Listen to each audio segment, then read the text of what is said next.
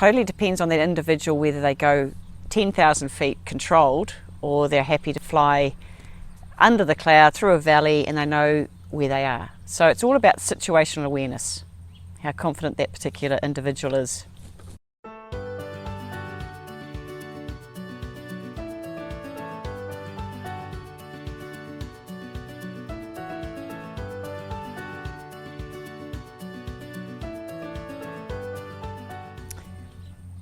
It's the way they've been trained, and it's also how far they wish to take their flying.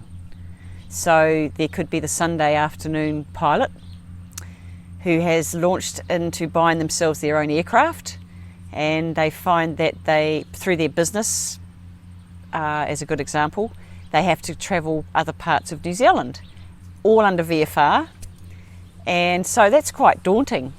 And so I've had guys that have found flying from A to B being quite rough. They can't seem to get smooth air. So that's where I come in and help out in regards to finding energy and finding the smooth ride and making it more efficient in their flying so their passengers are happy as well to get to the destination with them.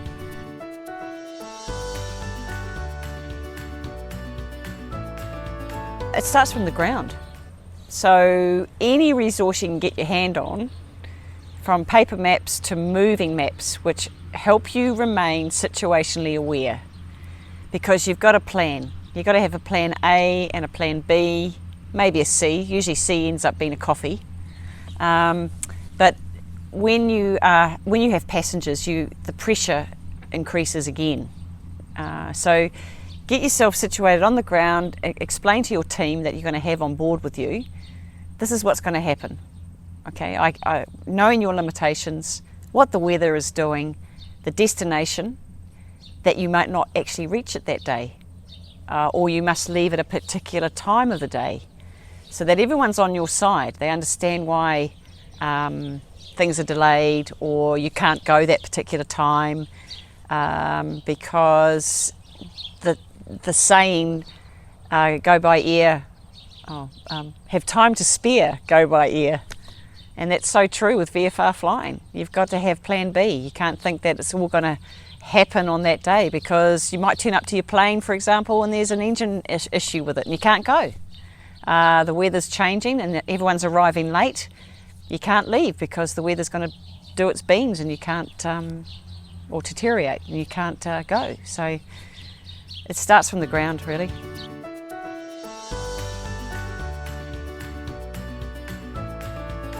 When you learn your syllabus, which is a blessing actually now, that you have to have a terrain awareness flying experience, is that the 4 components of your flying is your terrain, your weather, the aircraft you're sitting in, and the pilot yourself. So the terrain, as we know, is always fixed. It's never going to change. So if you're going to go into bigger stuff, you then need to know what the weather conditions are to meet your limits as a pilot. And the most important thing is that you know your office, you know the cockpit. You're confident with the interior of your plane, so that anything that you must encounter on the outside can be concentrated on, because you're comfortable with what are all the components inside your aircraft, inside the cabin. So if you want to look at the RPM gauge, you know where that is. You know where to reach for the throttle and the flap, where the radio is, the airspeed indicator. Things like your seating is all comfortable. You know exactly what the engine sounds like. You know the ability of control input inside that aircraft, the rigging, and you're comfortable with that whole mechanism of the aircraft. Because then the next challenge of going into some new territory is you can concentrate on that, so it's no issue. Then of course it comes back to that planning. So from the ground up, so you do your ground briefing and yourself, you know where you wish to go, what plan A, B and C is, before you get airborne, so that you have a fair picture of what you want to do, what options you have to get to your destination. And generally, when you start into this particular new country, you're going to pick a really nice day, so the weather has to play ball, which means clear, fairly light breezes, and you can go at a high altitude if you wish until you get comfortable with that terrain.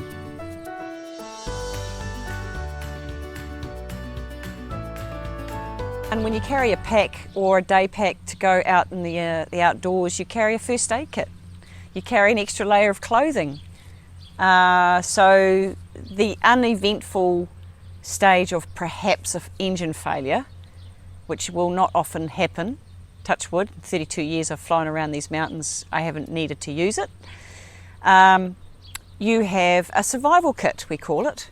So I've got things like glasses in case if you hit my head and I crack my glasses, I've got a spare pair in my survival kit. The food, the survival blankets, some mechanism to tie up and make a fly. You would expect in today's technology that you have your tracking, so you may be on the ground for up to 12 hours, maybe less. So you want to be able to have enough equipment just to keep you comfortable or contained until helicopters come to find you. So that's basically what it is. It's just food, container to carry food, water in. Water is very important. Shelter, cards to play with while you're waiting the hours away. Something bright, something to start a fire with should you be caught in a forced landing at the end of the day and you have to suffer the night until you get help. But if you've done all your groundwork correctly and you know people know to come and find you, you shouldn't need to be using that pack to a great extent. But it's always good to have a backup survival kit with you. Yeah.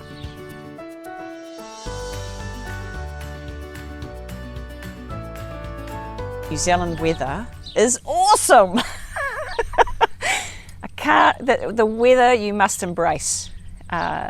You can't fight it. So you need to understand your meteorology and why there are build-ups, why there's stratus up north with the heat, why there's lovely 12-hour rushes of storms down in the Southern Alps, why that blows through the fjords and down through the straits. You get an understanding of that, then instead of waking up reading the news, I read weather. What is today got today? Why is it blowing an easterly? You understand the circulating weather systems coming through. What's it going to bring in the mountains? How exciting. So you keep doing this, I guarantee, if you keep watching your weather, you draw a plan. Generally you can get 7 days. Anything more than that, forget it. 2 days around here, 2 days can sort of work out what you wish to plan for. At the moment with this global warming, weather synopsis is slightly different now. You just have to keep up with it. And that's the challenge. That's what's really cool about looking at the weather around New Zealand. So when you come from, say, up the northern area in Waikato, you generally get stratus and heavy curtains of rain, versus coming down here, you get short, sharp bolts of heavy rain and the west coast, and then we get the fawn winds down off the mountains down over this side, and then you get easterlies and we get capped underneath it. If you understand your local weather system, you then appreciate all the different regions that you fly through, and you ring the locals, you ask them, okay, this system's coming through and I see there's cloud there. It says it's going to clear up, what do you think? Nah mate, it's going to stick around for the rest of the day, especially in this particular part that you want to come down to. So you're always looking for information if you're going into a new part of the country.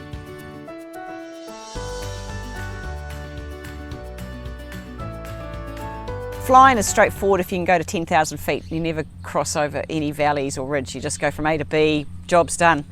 But there will be a situation where you need to actually descend and you have to plan your trip down through a valley or which will require you to cross a saddle of some sort. So once we've discussed about the weather and what the wind in our weather forecast dishes out to us, we then that will assist in assessing the higher winds versus what the wind is doing down through the valleys. Drift as it comes off the nose of the aircraft when you fly towards a reference point, and you want to keep hold of the track that you wish to fly. So you work out the altitude that you need to cross a particular ridge or saddle, take in the drift and the wind speed at the time. And we teach people, as all pilots will know, take a 45-degree angle to give you a plan A to continue your track, or plan B, I can safely move away in another direction and take another route to get to my destination.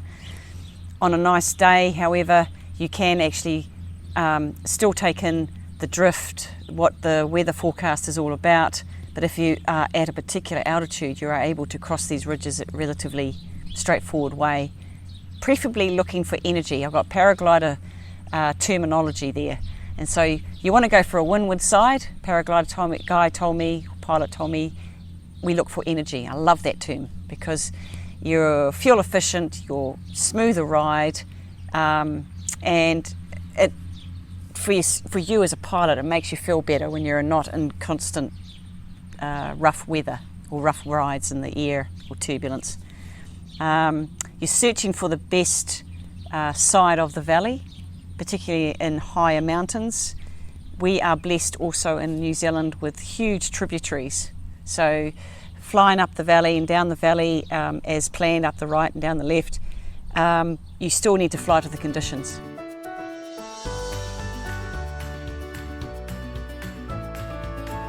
This is my own personal opinion. If you are actually any time of the day, if you do have that unfortunate seized motor, I'd be looking for a river valley first. River beds can offer quite a bit of sandy areas. You're down at not sea level, but maybe 2,000 feet above sea level. If you try and land up on a snowy ridge, you're at 7,000, 6,000 feet. And if you've got to camp overnight and you've got people that are cut or sore, you just that element of cold and being and left in the big open air is not good. Not good. Also, I've been a witness of aircraft that have managed to land in riverbeds and walked away. Been on a search and rescue course. The search and rescue guys stress the fact that you must make yourself visible, because if you do go down through a canopy of trees, they can't see you from the air. So you want to be able to contain your cockpit, the wings, the undercarriage, the motor, whatever, but the people sitting in that particular area of the cockpit you want to preserve so that people can actually clamber out and be okay. So trees can damage your plane, can actually pierce your plane's fuselage. Yes, there are big rocks in rivers, but if you are flying out towards the west coast, you're going out towards the coastal area. If you're able to get onto riverbed areas, there are going to be rocks, it's going to be undulating, it's going to be soft, the plane might flip over. Depends how you set the plane up to land, and if it does tip over, then you might still have a chance to clamber out of that cockpit and get out. I say, is generally a general chat with the pilots, as we do in the good old Milford Flyers at lunch. There's a big rip out there in the Tasman, and the fact that if you could put that plane on dry sand, even if it's high tide, but you're on terra firma, if you ditch your plane in the ocean, once again it's like putting yourself amongst a canopy of trees, and unless you've got a good light on your life jacket, you're in a big hunk of sea there. So personally, I'd ditch her onto some dry sand. If she flips over, I'm still on terra firma, and I can clamber out and get myself away from the plane and maybe set off the ELT, get my survival kit. Yes, there'll be bruises, there might be some cuts, but at least you can get yourself set up for a camp and get picked up by helicopters when the time comes.